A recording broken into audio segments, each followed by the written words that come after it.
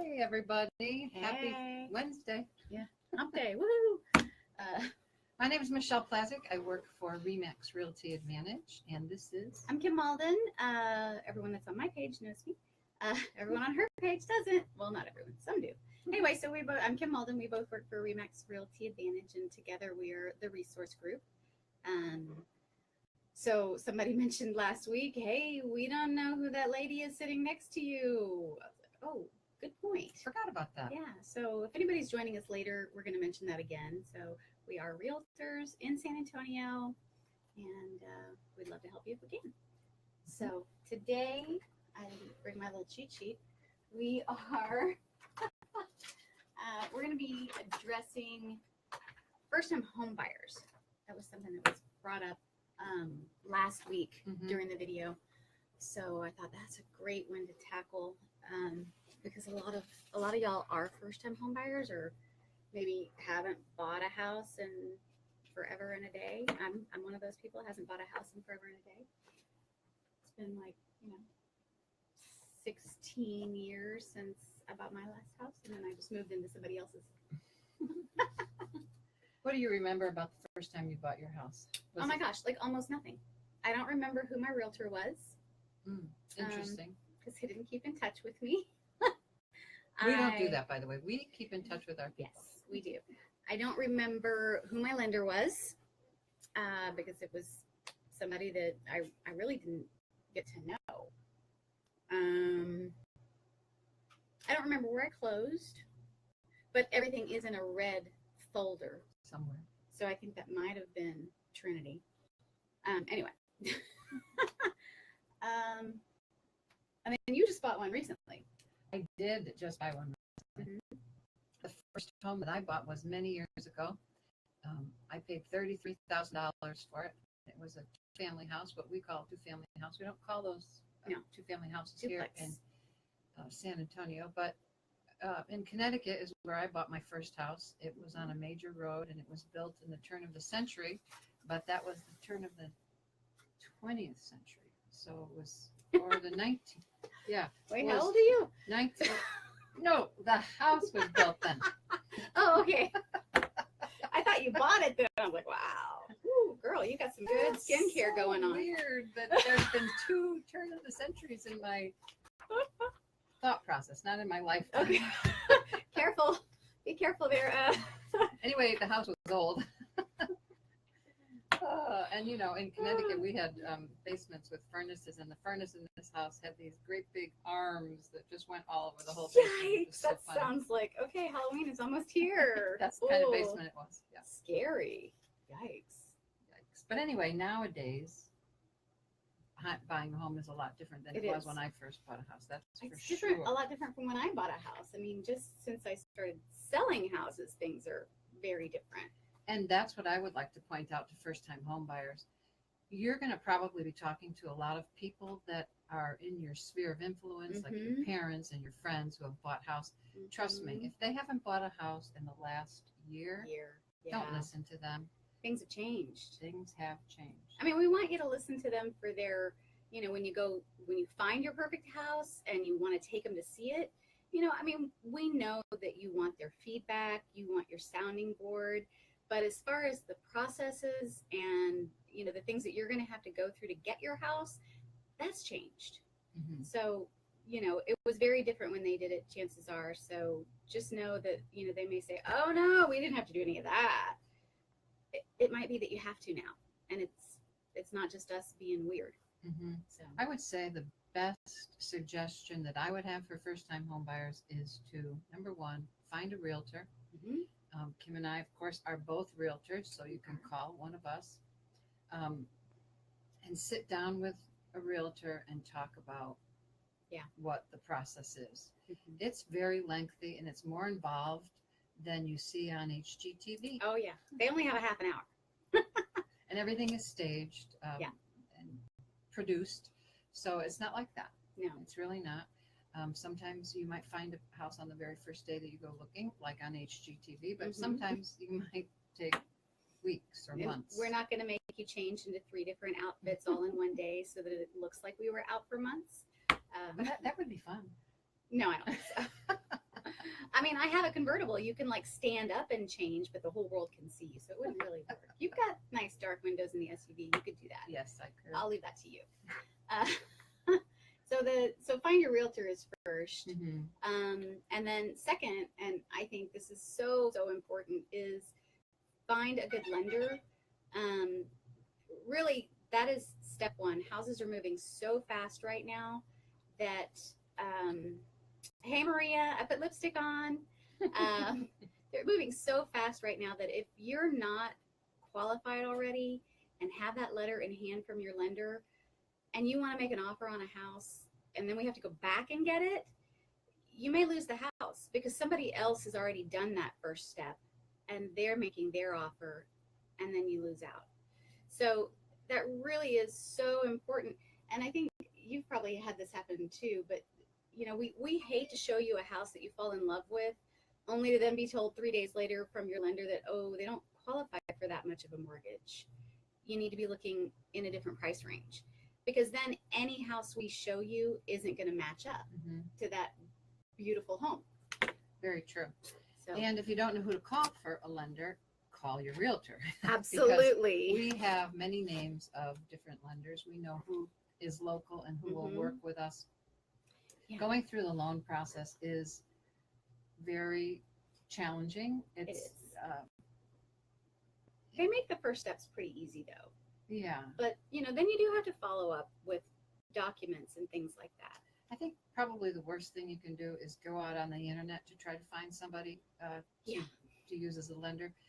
Here's where I would use a recommendation from a friend, someone who's gone through the process recently, or from a realtor, because we know who's difficult to work with, who's not difficult to work with. Yeah. And we always like to say that we like to work with local lenders, because then if something is going wrong during the process, we can go and put our hands around their neck and shake them up a little bit and say, you need to do this. Yeah, and we can find them on a Saturday too. You know, because I mean, if you're out with us on Saturday, your day off, looking for a house, and we find the one you want, we need to write up an offer, and you know, we need to change that number on your letter, we call them up or we shoot them a text and they send us the right letter, you know, exactly what it needs to say, instead of, hey, you're qualified for 30 million and we only want to pay 210,000. We don't want to send that 30 million letter. So, you know, they answer our calls on the weekends. And so that's really why you want to use people that somebody's showing me their brand new grandbaby on Facebook here. So we love babies. They don't really love me, but anyway, that's not here or there. So yeah, we can call them or text them on a Saturday, and they're going to send us what we need so we can get your offer in before somebody else buys your house. So one of the things that I put in my first-time home buyers packet is this little form I'm going to hold up. It's a document. Let me see if I can get it in the picture, because we're on two laptops here. Oh, that one's funny. I like that one. This is 88 types of turbulences that can go wrong during the whole process. So it's just good to know those things and to have them out in front, and so be expecting them, because sometimes, well, you know, Murphy's Law, what will go wrong or what can go wrong will go wrong. Absolutely. One of the other big questions I think I get from first-time home buyers is, how long does the process take? Yeah. And so after you write your contract and get to closing, you know, that's 30 to 45 days. And that's not regulated by us. That's just what it takes, unless you're paying cash. But not many first-time home buyers do that. I wish I could have, but it didn't. But the other part of the process is really identifying your needs and your wants and your I can't live withouts and I can live withouts. And then shopping. And that can take, you know, a really long time or just a couple weeks, just depending on you.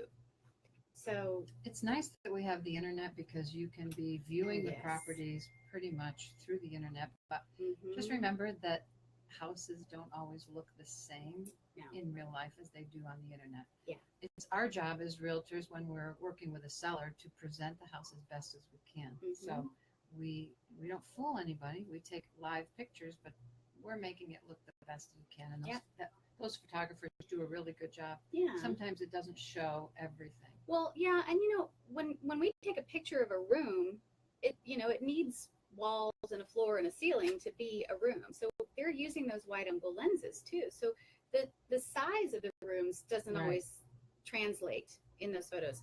So yeah, but shopping online is great, and it really does, I think, help people narrow down the list, because I mean, honestly, we're going to go see 6 or 7 houses in one day, and after house 3, people are forgetting which house had what feature. So I always like to tell first time home buyers, really every home buyer, if we're going to go see that many, bring your iPad or tablet, and make notes, the things that you like, didn't like. This house had this house had that. Take photos, attach them all. So that's a really great tip, not just for first time home buyers, but home buyers in general. So Michelle, when you bought your first house, were you excited about it? Were you nervous? Were you scared? What was? Well, I was a realtor at the time. Oh, good for you. I was a puppy. And my broker said, he used to call me Mick, and he said, Mick, if you're going to be a realtor, you have to buy a house. I may be calling you Mick. I like that. So he actually helped me. That's true, though. With my down payment. And back in that day, interest rates were very high. And I had to work off my down payment and had to pay him back out of my commissions. But yeah, so I was excited because I was a first time home buyer, and I was excited that he was helping me. But there were a lot of things that it was very nice. And but there were a lot of things that we didn't know. We didn't know anything about taking care of anything. So mom and dad, my husband's mom and dad were there close by to just kind of say, well, you have to do this and try this. That's really good. Yeah, I was, I think I was really excited. I wasn't so much nervous, and I wasn't a realtor. I think if I was a realtor, things would have been very different. Because the realtor I had, I don't think he really walked me through everything. Hey, thanks for calling. Can't get your phone right now. The realtor I had didn't walk me through anything, so I kind of didn't really know what I was doing. I just was there and there she did goes. what he told me to do. So, hey, back. Okay. I did what he told me to do. And, a lot of times I have, clients that say, well, what do you think I should do? And my job is to give you the information that you need, not tell you what you need to do. And I think that if you've got someone that's telling you what to do, then you really need to ask questions. So, but I was really excited to buy my first house, but I wish I had known more. I wish I'd had more information, and had someone that didn't mind answering the same question 20 times over. And I don't. I answer those. So I actually love working with first-time home buyers. I do too. Yeah, it's fun. They give you such a great sense of fulfillment. They're excited. They are. Everybody's excited, but there's just something special about first time. It's like having your first baby or something. Well, I mean, it's hard work. It's really hard work to come up with that down payment, and to have moving expenses still set aside. And I mean, you've worked hard, and a lot of you have worked hard to get your credit score up, and things like that. So it's exciting for you because you've worked so hard, and we're excited with you. Do we have any other questions? Yeah, we have. MJ's asked, how do you choose your lenders? So Good here, question. it is a great question. Here we have 30 plus agents in the office. And I think a lot of it is recommendations and, knowing who actually gets the job done. Because a lot of times I've had buyers at least that, have kind of fallen apart towards the end, right when it really counts. And I've had lenders that have been like, okay, let's get it all put back together. And they work. I mean, they work hard. And so, we have a history of experience with them. So we know who gets the job done, who has the programs that we need, that y'all need, and it's really every lender as far as fees goes, I think is kind of 6 of one, half dozen of another. What's your thought on that? I feel the same way. I think that nowadays your interest rate is really dependent upon your credit score. Yeah. So that's very important, is to keep that credit score high. And we have tips on how you can do that as well. So if you have any questions about that, if you're just starting, give us a call and we can help you with that and give you some tips on what to do. But the higher your credit score is, the better your interest rate is going to be. We also, they will have fees. Each lender will have different fees, and some will be higher than others. It's just like going to the store. You know, you might be able to get something a little less at one store than at another, but where do you get the better service? Where do you get the better quality of your product?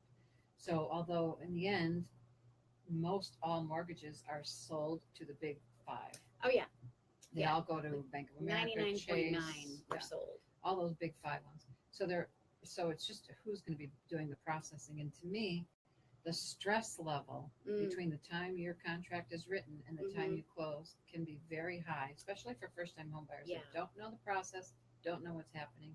It's just much better to have somebody that's going to hold your hand, walk you through it, and jump through those hoops to get you to do it on time.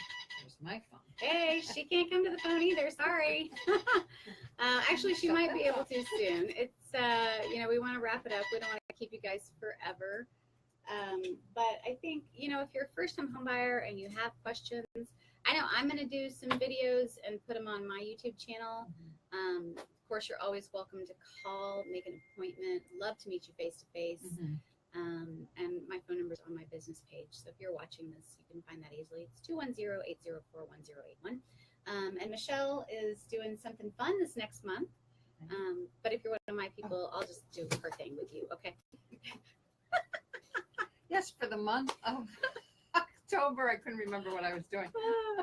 For the month of October, if anybody calls me, I'll buy you a spiced pumpkin latte, because it's spiced pumpkin latte month. Where's my phone? I'm going to call her. Anytime in the month of October, if you call me, even just to chat, I am going to go there and meet you and buy you a cup of coffee. Terrific. I want a skinny, please. Okay. Hey, I just wanted to mention, last week I talked about one of my favorite things to do for fall decorating, and I couldn't remember the name of it, so I brought my pumpkin in, and this is it. I'm going to try to, let me see if I can get it on both. Yep, there it's there. Got it. And this is called Zentangle. Zentangle. Never would have thought of that. And if you Google it, you'll find all different kinds of patterns. And it was just fun. It was very relaxing. It was like coloring. You know how we do that? That would stress me out. Really? It would. I just think it's so fun. And you could do it on little ones too. I already wear glasses. They're like Coke bottle bottoms. Jeez. I need extra Excedrin for that. Okay, so my number is 210-355-7030. Call me for that spiced latte. Awesome. And your Zentangle patterns. Okay. Okay, good. There you go. All right. So anyway, see you next week. Thanks Wednesday, for joining us. 12:30. Next Wednesday. Thank you. Bye. Oh, yeah, thanks.